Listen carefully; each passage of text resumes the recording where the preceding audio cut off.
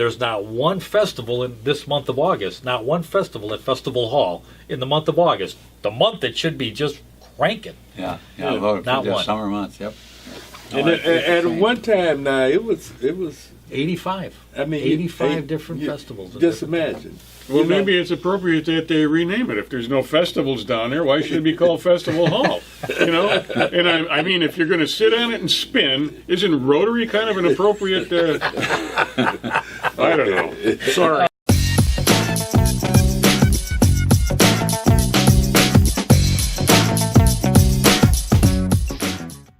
Welcome back to Talking Racine. We have a full complement of gentlemen this evening. We have Mr. Ken Lumpkin on the far left, former newspaper publisher, former county board supervisor.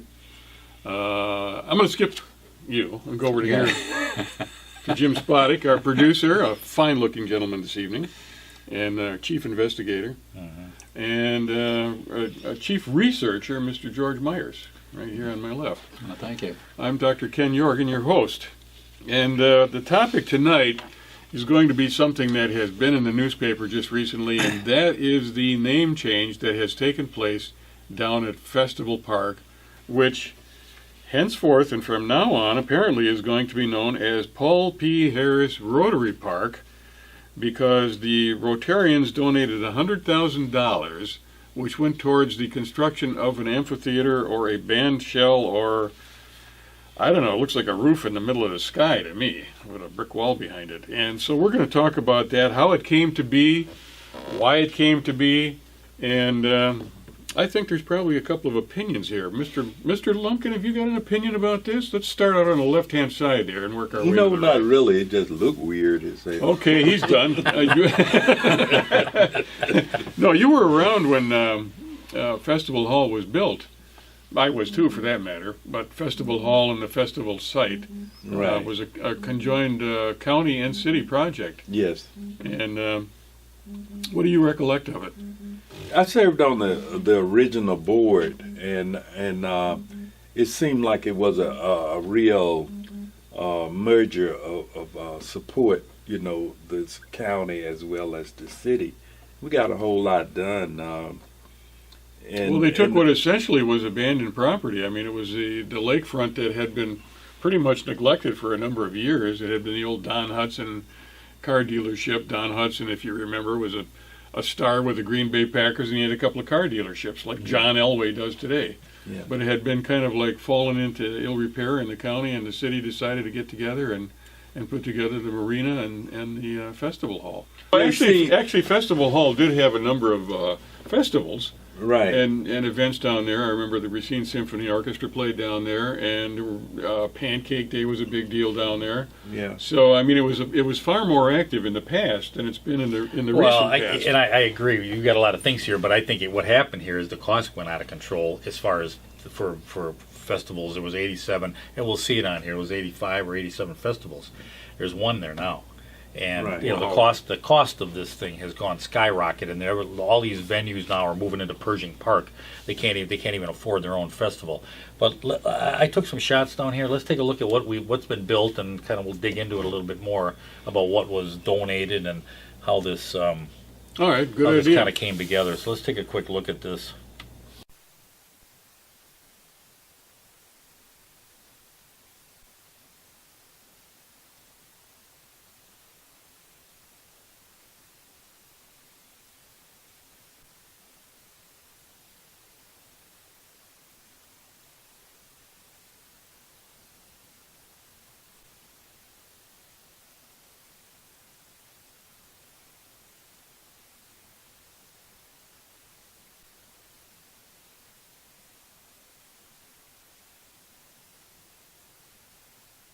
That's it. That's the new. That's what was built. That's the bandstand. Now, That's the new one. let's go into now this is from October the 4th, when this donation was given to the city. And we're going to go, I'd like to play... That's October 4th of last year, so we're talking less than a year ago. Right, less than a year ago. It was $100,000 was donated from the Rotary Right. for a donation to put this And here's another interesting thing to that, because it says right in this news article that at the time that was going to be a $100,000 donation, and the city staff told the council that the donation should require some city match. yeah, Okay, Right. and estimated the match will be in the range of $50,000. right. So How in did other that words- work out? I understand it. Yeah. Well, we're Well, going to now get it's 3 times as much. But this is back. Now this is back in 2016, October the 4th, when this first was put into play, and of course they accepted it, but there were some questions, and now of course those questions are should have been answered back October, Right. and now we have an issue now with it. But let's. I don't want to sound like I don't appreciate the gift being offered by the Rotary Club,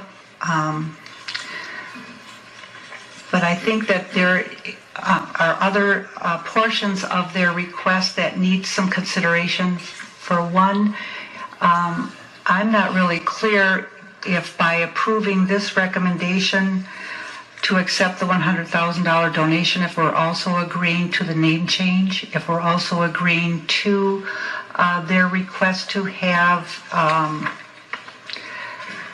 the outdoor signage, the sculpture, and the indoor interpretive exhibits. I'm not against any of these things, but I think these are something that the full committee, the whole, needs to discuss. The other thing I think is important for us to consider is the history of Festival Hall that was built 30 years ago, and it was built by the taxpayers of the city of Racine. Those taxpayers continue to support the Civic Center at the tune of around $600,000 per year. Half of that for operations cost, the other half for all the maintenance things. For us to, in essence, sell the name of Festival Hall for a $100,000 donation, I think needs a little more public input and discussion amongst the What aldermen. she's saying there basically is, you know, in other venues like, like Lambeau Field, you know, if naming rights are purchased, they don't replace Lambeau Field. Right. They would talk. Right. They would maybe name the Skyboxes were, Yeah. you know, whatever. And in company. this instance, it would be like the Paul P. Harris Amphitheater Right. at Festival Park, but instead, the proposal was made that the name Festival Park be replaced. Right. So it'd be Paul P. Harris Park. Now, Cover the whole thing, those are which- down in some of That's the a really big departure venues. from protocol. Well, and in some of the big venues, I forgot which ball field it was, but one of them went to U.S. Cellular Field. It Right. might have been Comiskey Park. All right. They renamed it, but it cost that company millions upon millions of dollars to get that naming right.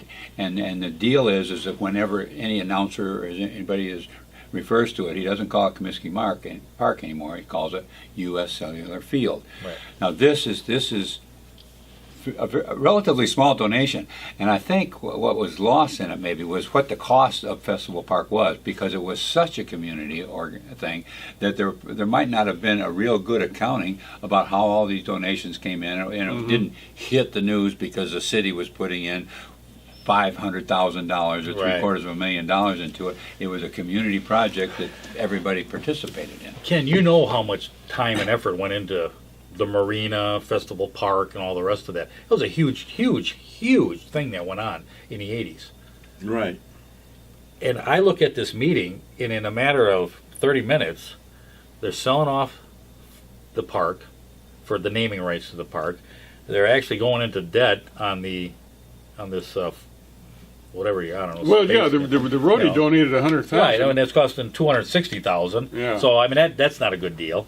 The other thing is that how many people donated to that? Now, I watched this video, and the brownies, for crying out loud, were donating to Yeah. Festival Park. I mean, that's how deep it went into the community. When you talk about grassroots, that was a Festival Park, that was grassroots, grassroots. Not like this arena that is being just shoved down there. That's just top down, borrow Right. the money. Let's Borrow do the it. money, get the Yeah. thing done because we're going to borrow it. It'd be great, and I'll maybe get a name on it or something. Yeah. But let's watch. This is back from '87. This was done in 1987. I don't know who did it, but it was in the library. It's now out on YouTube. I'll leave the link on the website. But it runs to- about half an hour. But I took some clips out of it. Oh, what what we're going to see now, and then that's back to when it was. 87. This is right when it was open. Okay. This is Founders Square at the festival site in Racine, Wisconsin. As you look around, you will see more than 7,300 bricks. Each brick represents a donation to help build Festival Park. And each brick carries the name of the donor or the name which the donor wished to honor. Who's that lady? That's there? Jean Jacobson. She was the county exec at the time. Yeah. Correct? Yeah. It looks different. Yeah, we all get a little older. Yeah. Oh, okay. Hi, Gene. Slips away on us. All right. In a way, all these bricks represent this entire project in miniature. For just as it took all these bricks to make Founders Square, it took a lot of people from all walks of life working together with what seemed like an impossible dream, a reality. That dream today is known as Racine on the Lake, a $26.2 million recreational harbor, marina, and festival park with a 29,000 square foot festival hall and all within 1 block of downtown Racine. None of this could have happened without grassroots support or the faith that Racine had in itself to turn things around. Then on October 30th, 1987, the festival park was dedicated with appropriate festivity, both indoors at the festival hall and outdoors too. And it was, as Bob Gibson put it, paid for. I've been asked to give you a report on our progress. And I can't tell you how pleasant it is tonight not to be up here showing slides or posters of the planning for the future, but simply to point out and say, here it is. It's finished. It's warm. It's paid for. Racine County stages 85 festivals and celebrations a year, many of which have found the festival park and hall to be a perfect setting. It's paid for. That's the key. Yeah, that was a statement, wasn't it? Ain't that something? Yeah. That was a God, community so far that back came either. together. That's Yeah. how things are built in a community, not this arena the way they're building it now. It's a top-down arena. We just borrow Right. money, $55 million, and No all problem. just- You were part of that. Yeah, families will be able to go down and generation and see the brick Yep. that they purchased. Yeah. Hey, I got a brick That- down there. yeah. I received a brick as a Well, Christmas actually, your present from parents. my folks. Yeah. Your parents. Yeah. Yeah, they portrayed Gilbert and Elmira Knapp, who were the founders of the city of Racine, Right. and they went around. God, I don't know how many visitations they made to classrooms and service clubs and so on and so forth. My mother made costumes. My dad was Gilbert Knapp. She was Elmira, and they did a lot to Kind of promote look this like thing. Gilbert Knapp a little bit. You think so? A little Yeah, bit. I think I'm a little taller than he was. But think about that in comparison to cutting off street lights Yeah. and asking churches to Yeah, these guys were donate leaders. to the Right. general fund. yeah, that's the most. Time has Really really stupid changed on it, as yeah. far as how our government do business. Well, you're not Because- really a leader unless you got somebody following you. Right. And But here's the thing. I mean, I don't know if I brought this up, but there were brownies that were doing it. When Gibson got up there and said, we needed some more money for street lights or for lights down there. We needed benches. We needed things that we didn't have the money. So we went to the service organizations, and he said, we raised that money. And he said, we actually got down to the brownies were giving us money. That's a community effort. yeah, absolutely. That really is. And then somebody can say, I'm sure those brownies are our age now, but the fact is there were a lot of participation from the community, and that is solely lacking on this arena.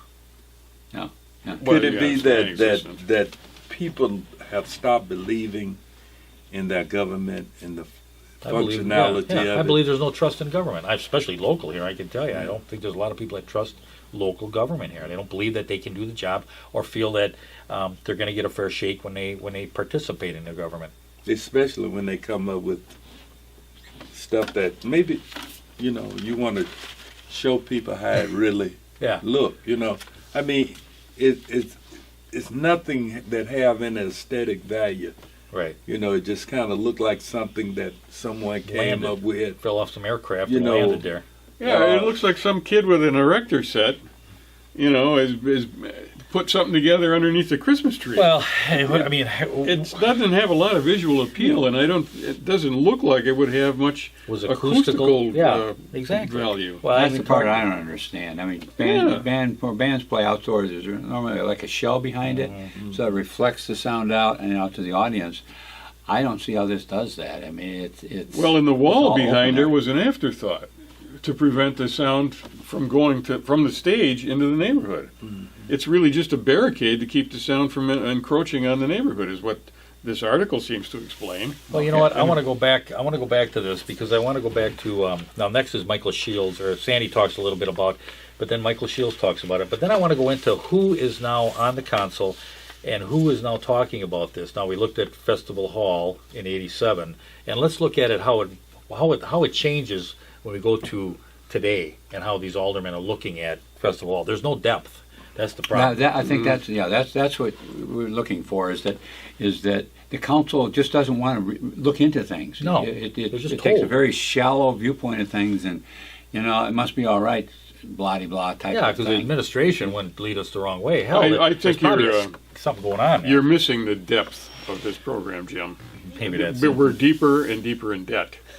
is that But I think one of the other things is that council members now believe that they are elected to serve government, but they are not elected to manage. yeah. And they look at themselves and say, well, no, we are not to micromanage.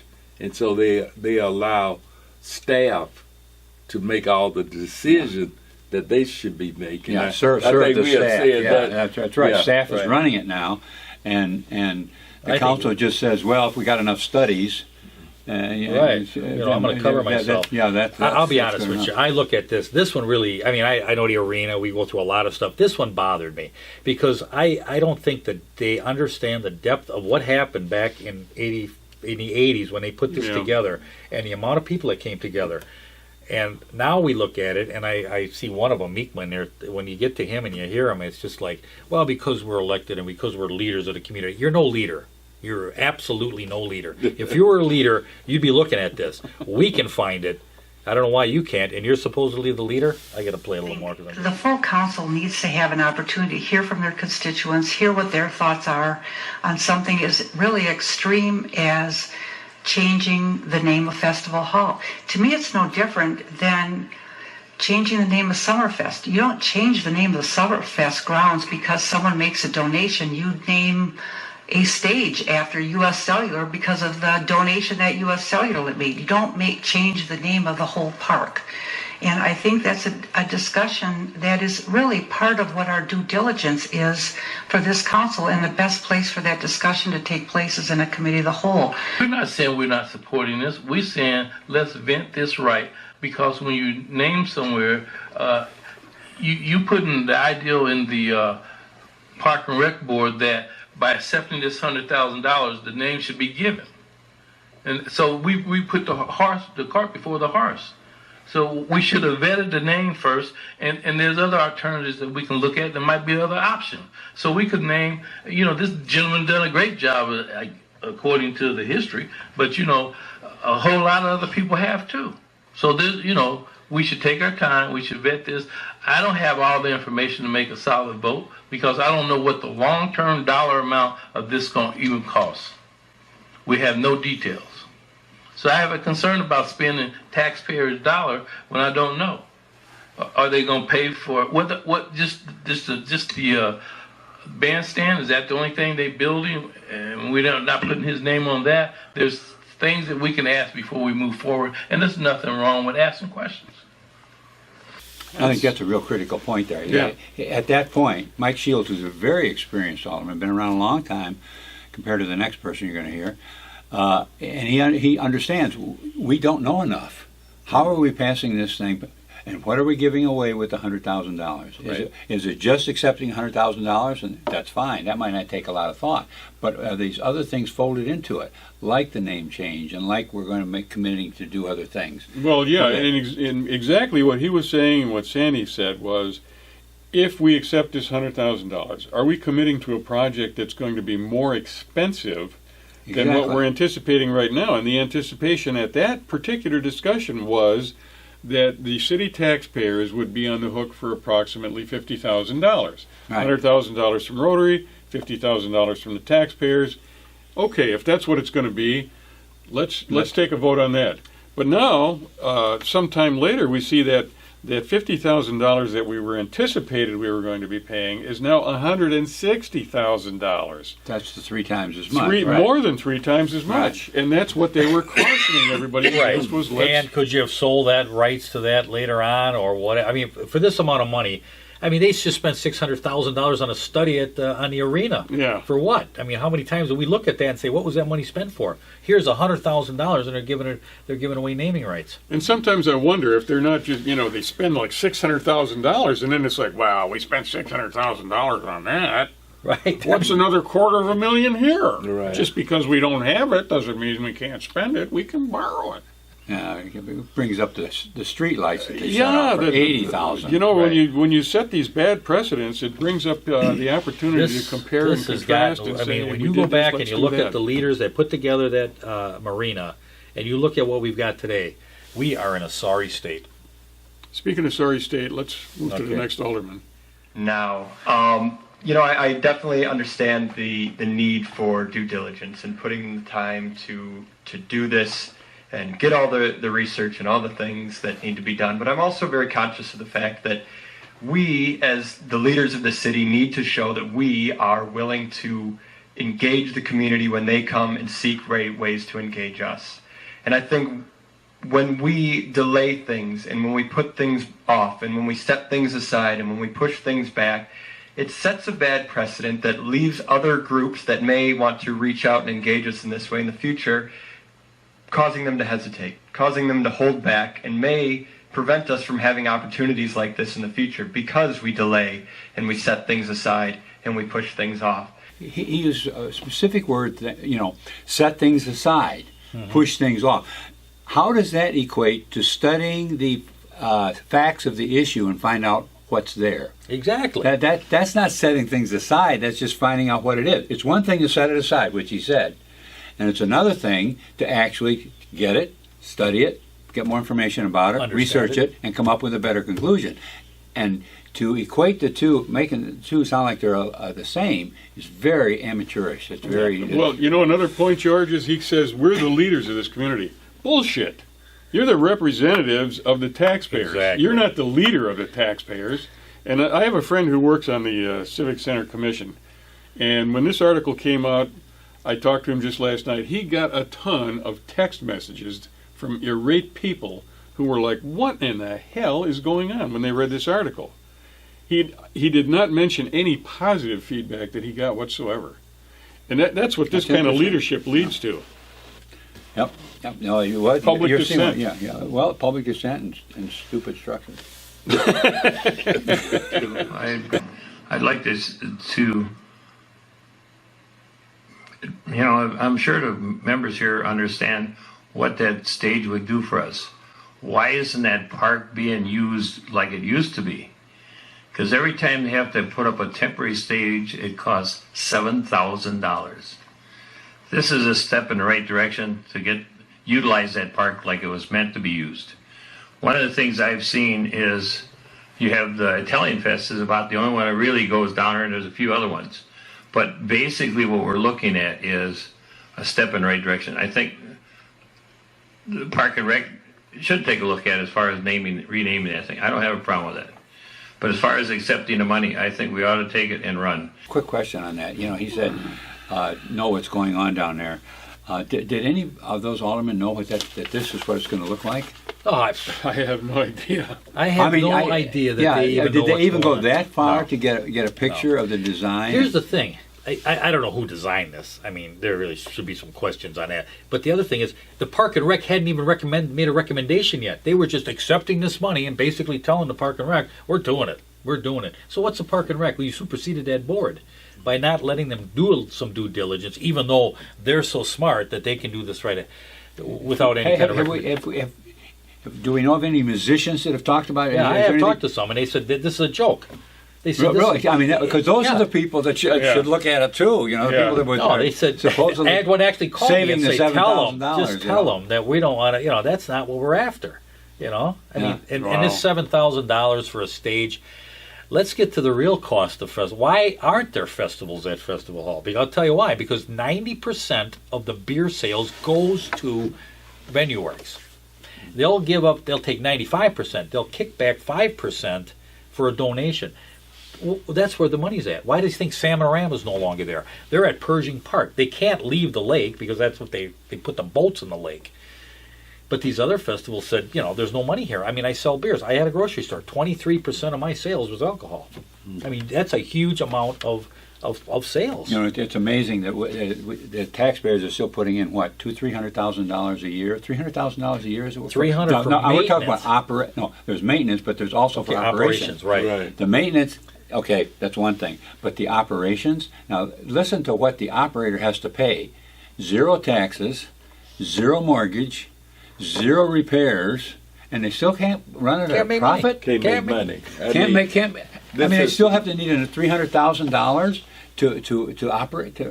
I find that utterly amazing. So unbelievable, and it's so the misuse of the taxpayers' money in the case of the operation of the festival hall and memorial hall is just absolutely unbelievable, and until the city council we have a change of who run the city, it's going to continue. Yeah. Yeah, I agree. There's probably some cronyism going in behind, because it doesn't make sense to me. I mean, the city owns the property, therefore there's no property taxes paid on it. The city's paid it off. We heard it. Yeah, it was paid off. It's actually county property, I believe, isn't it? Yes. Or is that just the marina? I think Festival Hall is ours. I mean, we're Yeah, I still think the paying festival, for I think it. that- It's probably the marina. You're probably thinking of the marina. Okay. But the point is, Marine, I think, and the building whether on it's the the lake city is or the county, it doesn't matter. It's paid off. There's still no taxes. It's paid off. We own it. Yeah, we're paying $300,000 a year in maintenance. So there's obviously Venue Works, who's operating, isn't taking any charge of any other repairs or anything. Venue Works. Yeah, but they can't sell. They can't sell a space for it to put in some type of an event and break even. I find that utterly amazing. That's unbelievable. Yeah. And anyone that believed it, I like to be able to sell them with the Brooklyn Bridge. Is that for sale again? Yeah. I think they sold off all the swampland in Florida. They're back to the bridge. Yeah, it does seem peculiar that it's municipally owned. It's owned by the taxpayers, and the taxpayers can't afford to hold events down there.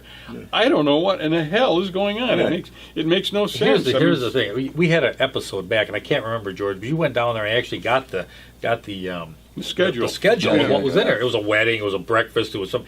I can tell you this: there's not one festival in this month of August. Not one festival at Festival Hall in the month of August. The month it should be just cranking. Yeah, not the one. summer months. Yep.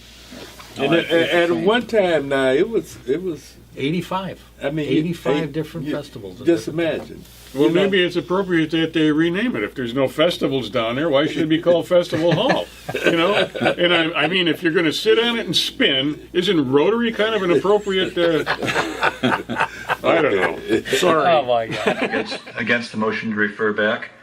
I'm not seeing any unclarity around this. This is a donation specifically for constructing a stage, as mentioned here. It's a request to rename the park, not a building or anything else. And as far as public input, that is the process we go through with our meetings here, as well as our fine local newspaper has covered this as well, and I've had any feedback I'm going to get, I believe, at this point on this particular issue. So I'm in favor of moving forward with it tonight. He's fine with it. Then the fine newspaper brought it out. I mean, are you kidding me? This is a renaming of Festival Park. And you shouldn't have public input? Well, the newspaper did a job. They wrote an article. If there was something wrong, they would have taken care of it. Oh, my God. Have we got a new newspaper in town? He said a fine local newspaper. I mean, is there a new one? Is there one, Ken? You started a paper? No. Oh, my. Sorry, all you people that work for the Journal-Times. I know you're trying.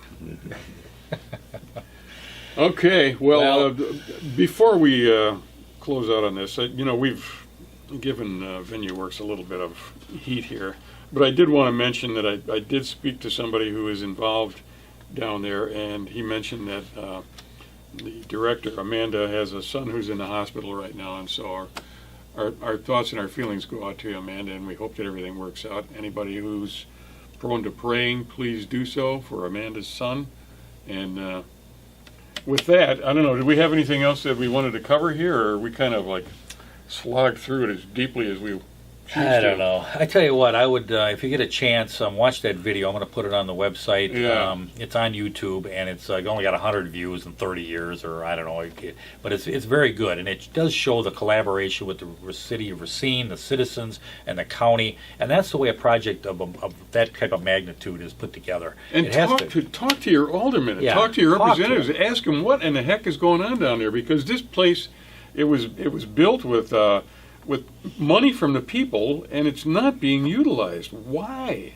Find out why. Let's get this thing rolling. I mean, it's a beautiful facility. Yeah, we need to and take it's that. way and- underutilized. Right. We need to. I mean, and we really do need to really, Fix look it. at this. Yeah, we need to I think fix it can be done. I think it's just Oh, a it matter can of having Right it properly operation. managed, because it's got a beautiful site right there on the lake. It's got a lot of land there. It's got a decent building there, and a funny looking bandstand, but it's still very suitable for festivals and fun. Yeah. And we need to bring that back to the city. So let's say good evening to our fine guests. Good evening. Good evening. Evening. We'll see you soon, and thanks for being here.